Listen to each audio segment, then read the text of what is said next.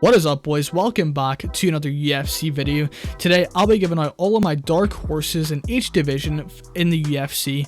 A dark horse is someone that isn't widely recognized or heavily promoted. So this isn't someone like an Ian Garry who's getting heavily promoted by the UFC. If Ian Garry wasn't getting heavily promoted by the UFC, you could call him a dark horse in that welterweight division. And a dark horse is someone who I think that may be a future contender or a future title challenger or a future champion. So yeah, take that criteria when watching this video, boys. Let's get right into it. Coming in at the women's strawweight division, we have Virna Jandiroba. Jandiroba has some amazing submission threats, competent striking, not the most amazing wild striking variety you've ever seen, but she can hold her own on the feet and she has solid wrestling to get it to the ground. And when she does get it to the ground, she's always looking for submissions and trying to transition into a dominant position.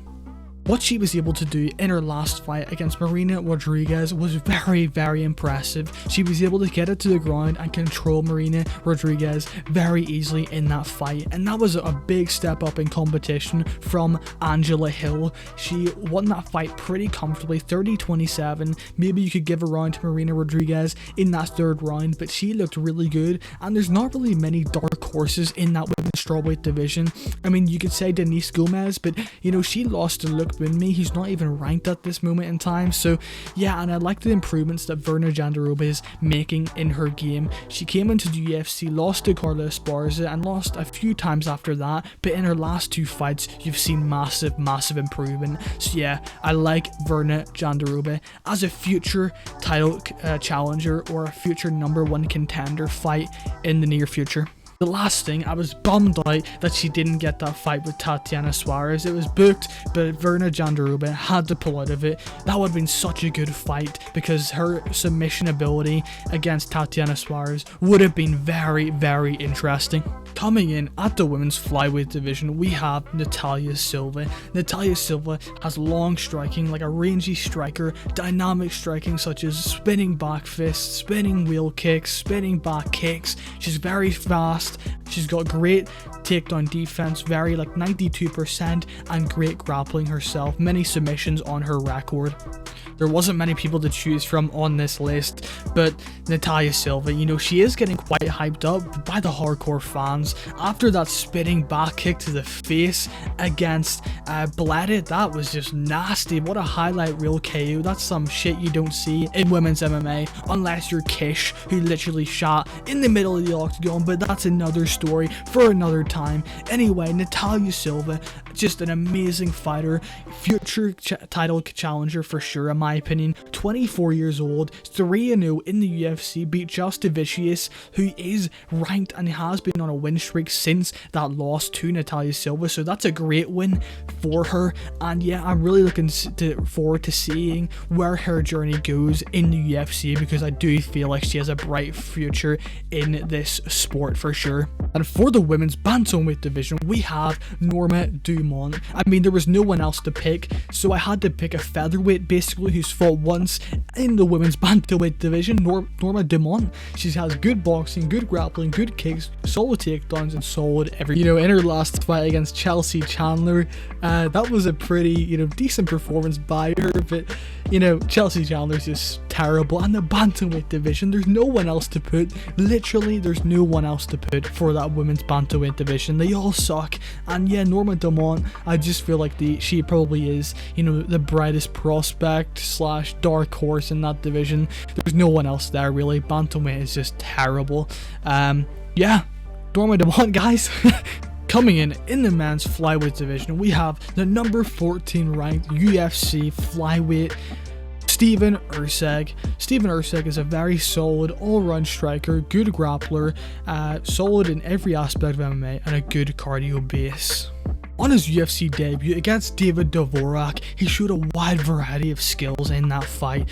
On a week's notice, taking it against one of the, you know, top 15 flyweights in the world. That was such a good performance from Steven Erceg, and damn dude, that was just a very high level performance for him to come in on a week's notice and just show up like that. Very impressive performance from Steven Erceg, and I definitely think that he will be a top 10 flyweight in the future. Already is number 14, and I do see him beating guys in front of him right now. It's going to be a very interesting future for Steven Erceg in the UFC from what we've seen of him in his debut, ladies and gentlemen. And for the men's bantamweight division, we have Song Yadong. Song Yadong has great boxing, great power, great scrambles, good cardio, good kicks, insane combinations. Just a very, very high level elite bantamweight striker. The reason why I picked Song Yadong in this matchup, some people might be saying, he's kind of high ranked to be a dark horse in the division, but for me guys, against Ricky Simon, he was an underdog, like a plus 110 underdog, and my god, he put on an absolute clinic against Ricky Simon in that matchup. Completely beat him from pillar to post and finished him in the final round. Showed just to be levels above Ricky Simon in that fight. His scrambling ability, his defensive wrestling ability is super high level, and boys, he's only 26 or 25 years old, so he has a long future ahead of him in this bantamweight division, and I do see him challenging for that bantamweight belt very, very soon. In the featherweight division, we have Movsar Evloev. Movsar Evloev is a very solid striker, all-around good striker, great wrestling, great at controlling his opponents, and solid cardio to go a hard 3 or 5 rounds.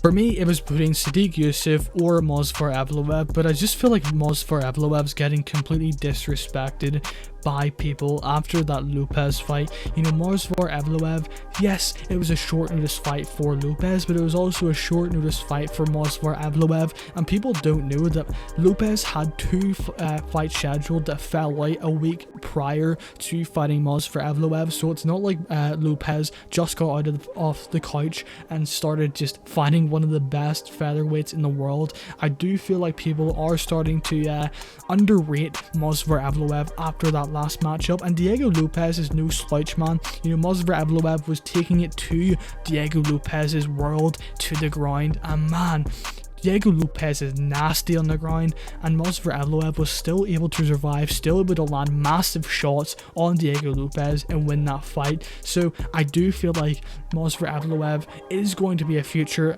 title challenger, and I do feel like people are underrating him massively after that Lopez fight. Coming in the lightweight division, we have Benoit Saint-Denis. His wrestling is good, great grappling, decent power, good at controlling his opponents, at getting the back, good cardio, good kicks on the feet, and a Hall of Fame chin. One of the best chins I've ever seen. You could hit this guy with a baseball bat and he wouldn't even flinch. This was between 2 people for me. It was between Grant Dawson or Benoit Saint-Denis, but I've went with Benoit Saint-Denis. I've been really impressed since he's dropped down to the lightweight division. Yes, his UFC debut didn't go well, but that was up a weight class, and he has improved massively since then. The only thing I don't like about Benoit Saint-Denis is his striking defense, but my god, that chin is just crazy. One of the best chins I've ever seen in MMA. I just can't believe how good that is. But yeah, what he did to Bonfim as a, what was it, plus 250 underdog, my god, really impressive performance. And yes, his striking is mainly based off his kicks, but when he gets you to the ground, bro, he is nasty. He is always trying to transition to your back and get that rear naked choke in, like he did against Gabriel Bonfim in his last, Ismail Bonfim in his last fight. So yeah, great performance there, and I'm really looking forward to seeing what he can do next. Imagine if we seen Benoit Saint-Denis versus Grant Dawson. Just imagine that fight. Oh my god, that would be insane. But yeah, really looking forward to seeing what Benoit Saint-Denis can do in that lightweight division, because he's looked very good since moving down there. Coming in the welterweight division, we have Rinat Fakhretdinov.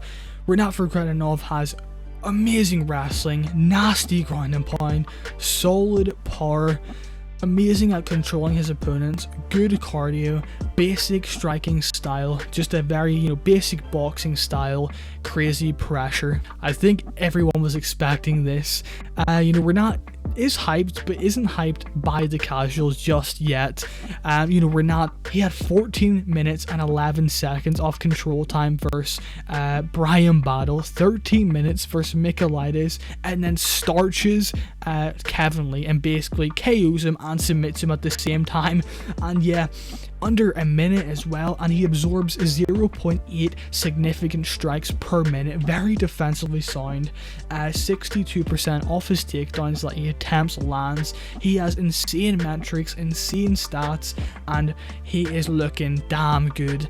A very, very, very, very interesting prospect in that welterweight division, because my god, the control, I think he had 90% of control time in his first 2 UFC fights. That's just unheard of. That's better than Khabib level. That's just something that we don't see every day in MMA, boys. Coming in the middleweight division, we have Anthony Hernandez. He has wrestling, he has phenomenal grappling, solid power, good at controlling his opponents, insane cardio, solid striking style that complements his style very well, crazy pressure, and great volume standing. This was a no-brainer for me, boys. Anthony Hernandez has been looking so damn good in his last few fights. What he did to Edmund Shabazian was nasty. He was pounding his head through the canvas and just destroying him. And the way he is able to put on a pace, implement chain wrestling, keep going after those transitions on the ground is just something that we are missing in the middleweight division, man.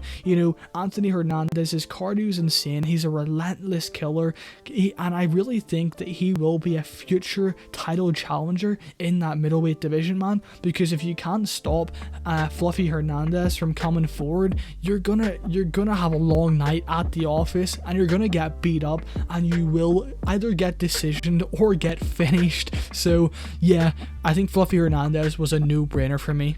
Coming in the light heavyweight division, we have Azamat Murzakanov. He has a wrestling option.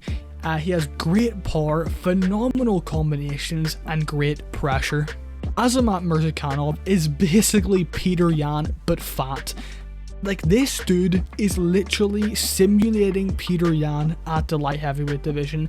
This dude's boxing is insane. The pressure is some of the best in the light heavyweight division, and the way this dude can throw is just nasty. The amount of power he throws with, the way he goes to the body, and he will be landing in combinations, and he will back you up against the fence, and he will destroy you. And he's fighting Volkan Ozdemir next month at UFC Paris, and I do see him starching Ozdemir in that fight. And yeah, I'm really massive on Azamat Murzakanov, and we've seen what Dustin Jacoby did to Kennedy and Zachuku last weekend. People were writing off Dustin Jacoby in his last fight because of what Azamat Murzakanov did to him, and I was like, no, Azamat Murzakanov is just that good, and I really do believe this guy could be a future champion, man. The way this guy mixes it up to the body and head. The only thing that I don't like about him is his cardio, but man, he is a hard fighter to deal with in those first 3 rounds at least. As you can see by my points for the heavyweight division, you know who it's gonna be. It's gonna be Chris Barnett, ladies and gentlemen. I'm joking, no it's not. It's gonna be Jailton Almeida. Jailton Almeida is just the obvious pick for this one, man. Jailton Almeida has good wrestling, amazing grappling, great front kicks to set up his wrestling, and a great pressure. When I say there's literally no one at heavyweight, I mean there's literally no one at heavyweight who can even be a dark horse. You wouldn't even call him a dark horse, really, would you? But this is the closest you'll get to a dark horse. I mean, go find one yourself, because I'm telling you, I was looking for about half an hour trying to find anyone aside from Jailton Almeida, and I literally couldn't. Jailton Almeida is the clear one, and he is looking really damn good.